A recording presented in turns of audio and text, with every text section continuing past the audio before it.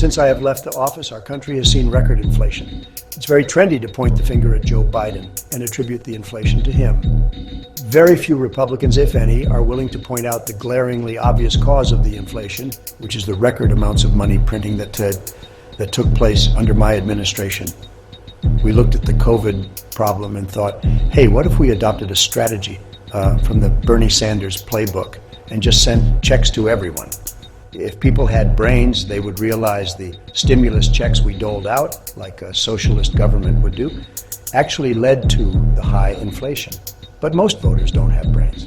So it's much easier to use the inflation as a talking point to criticize the current administration.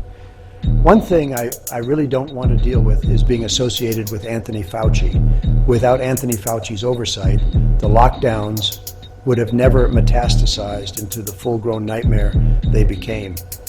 It pains me to say this, but you really have to blame me. Had I not stood to the side and let Anthony Fauci stand at that podium every single day, he never would have achieved the dictator-like level of authority he had. Unfortunately, for those Americans who lost their family-run businesses, I decided to give Anthony Fauci his platform.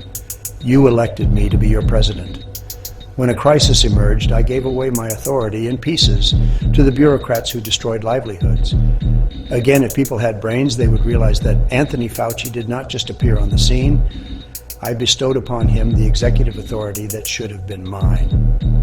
I guess it was just easier to put a medical official in front of the microphone. Given the situation, the optics looked great, plus I got to feel like a Secret Service agent, standing behind him while he pronounced his dictates. I guess you could say I bungled that. Anyway, I'm running again in 2024. I would love another shot at the gig.